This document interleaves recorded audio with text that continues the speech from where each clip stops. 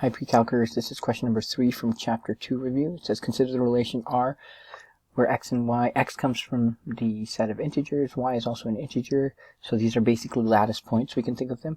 What are all the lattice points included in x squared plus 2y squared is less than 30? List its domain and range. So a couple of things we could do here to first, there are some restrictions put on this about what these points can be, but we can start contemplating the x and y values. So let's see here.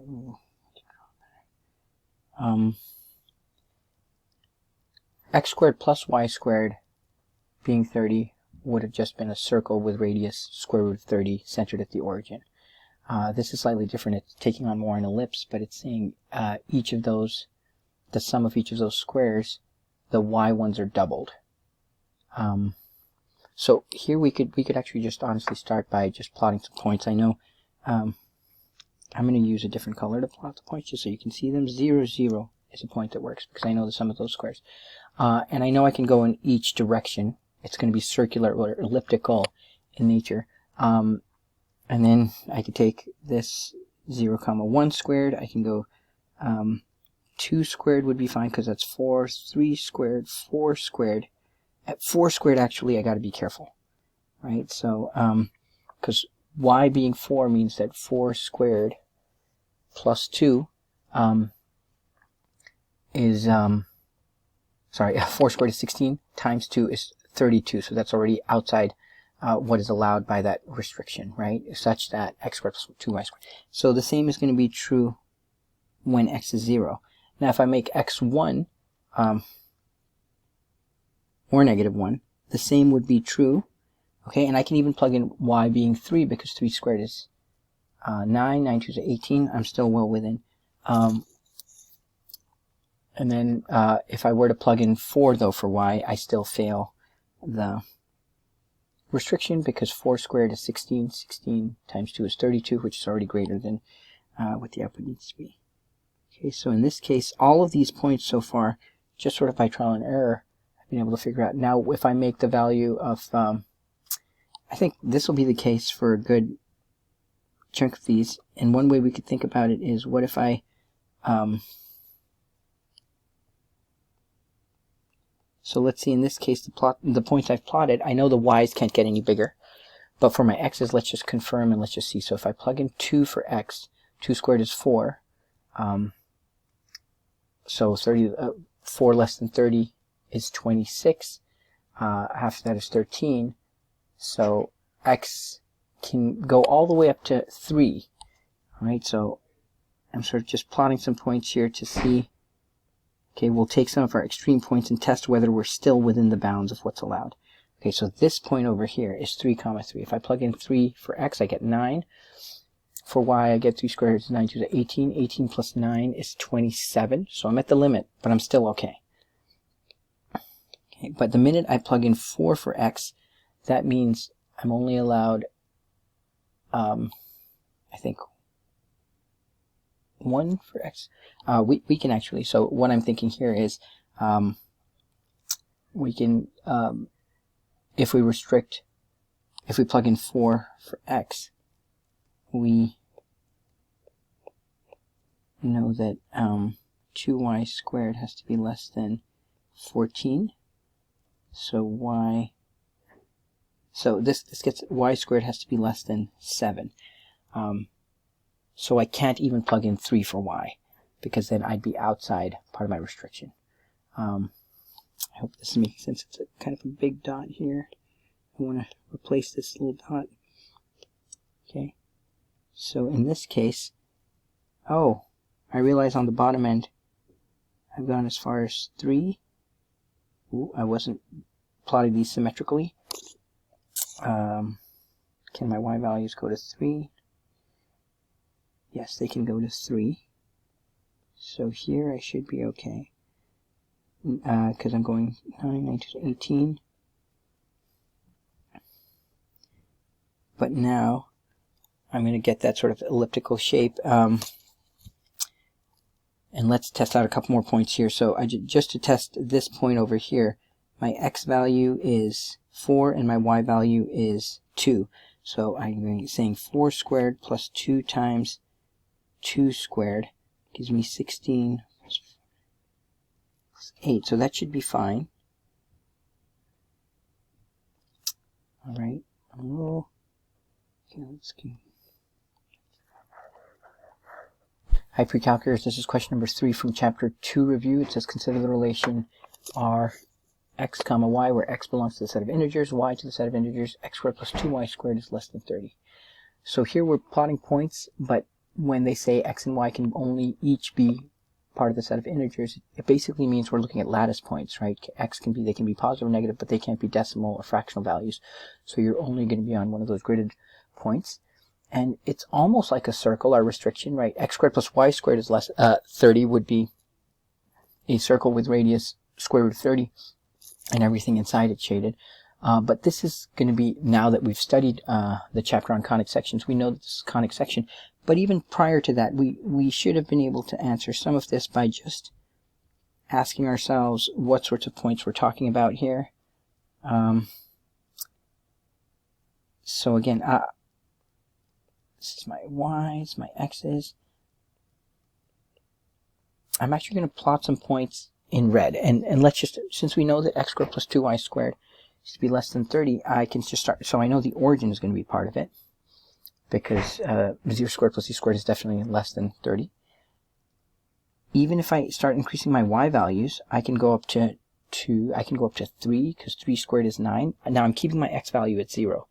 I'm just trying to find the limits of this, because I know it's going to look circular, and I already actually know it's an ellipse, and we could find the semi-major and semi-minor axis. But even if we've forgotten ellipses, we're just testing out a few points here. So if x is equal to 0, in essence, I'm asking myself, what's the case when 2y squared? How far up can I go for that to be true? Well, so y squared has to be less than 15, which means y has to be less than 4, right? It has to actually be, it can be up to 3. And that's as far as I can go, because the minute I go beyond that, if my y value is 4, 4 squared is 16, 16 times 2 is 32, I'm already outside of the range. And since I'm squaring, I can even plug in -3, and that's fine on my y values. On my x values, I could do a similar thing, where if I keep my y values at 0, then all I'm saying is x squared has to be less than 30. So x has to be less than, or you can trap it in between. You can say the absolute value of x has to be less than 5, less than or equal to, it has to be less than 6, but really, since we're talking about integers, I'm going to trap it between -5 and 5. Okay, I'm losing track. It's tough to see the dots, but they have to be lattice points because I'm restricted to integers. And so now I have sort of a basis. I could test some of my boundary points and see when I plug in 1 for x, and that brings me down to a total of 29, which 3 squared and 18, 29, that would still work. So I can still go all the way up here, all the way down here. And if I test that for 1, it should be true for -1. This is going to be a symmetrical, radially symmetrical shape, both on the x and the y axis. So, so not radially all across the board, but horizontally and vertically. If I plug in 2, 2 squared is 4, so that leaves me 26. Sorry. I plug in 2 for x. It leaves me 26, so y has to be, y squared has to be less than 13. So I'm going to be able to go up 3 values again here, because y can be all the way up to 9. Okay, and this is going to be symmetrical. I'm going to keep going here. It's a lot of dots. I'm going to try again for now. What happens if x squared is 3? Well, or if x is 3, x squared is 9, which brings my total to 21. Half of that is 10.5. And so I can still go up all 3 units, because y squared will get me, if y is 3, will get me only up to 9, and I can go up to 10.5. But now this next, when x is equal to 4, then from the 30 I've taken away 16, so I'm left with 14, half of which is 7. So I can barely go up 2 units here.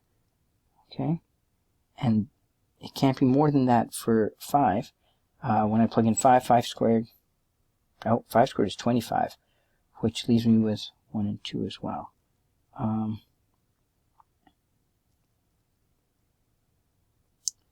Just to confirm what we're doing here, we're saying if, let's test this point out because I think I might have gone a little too far. If x is 5, it's 25. Oh, sorry, I cannot have this final point here. Okay, these final points are not going to be allowed. And there's a way we can justify this otherwise too, but I do want to test my extreme point here, for example, 5, 1.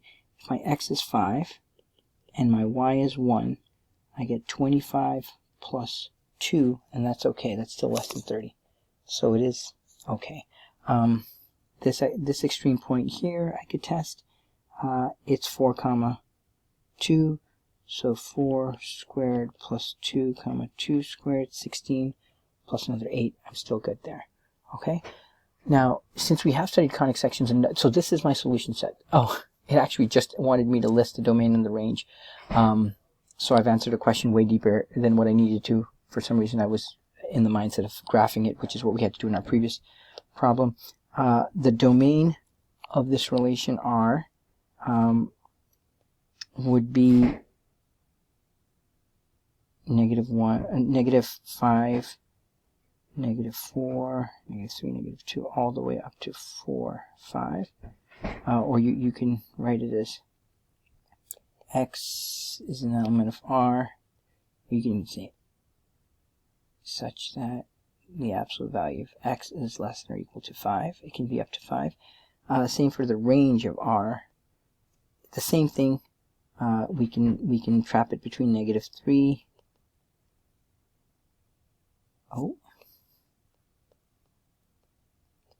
Or we can say y is an element of z such that the absolute value of y is less than or equal to 3. And just really quickly about this, x squared plus 2y squared, if I just consider it equals 30, that is an ellipse, right? Plus y squared over 15 equals, with a semi-major axis of square root of 30 and a semi-minor axis of square root of 15. And let's just go to our, so square root of 30, let's try this again. Square root of 30 is going to be 5.477. That's why I can only go 5 units in the x-axis, right, my semi-major axis.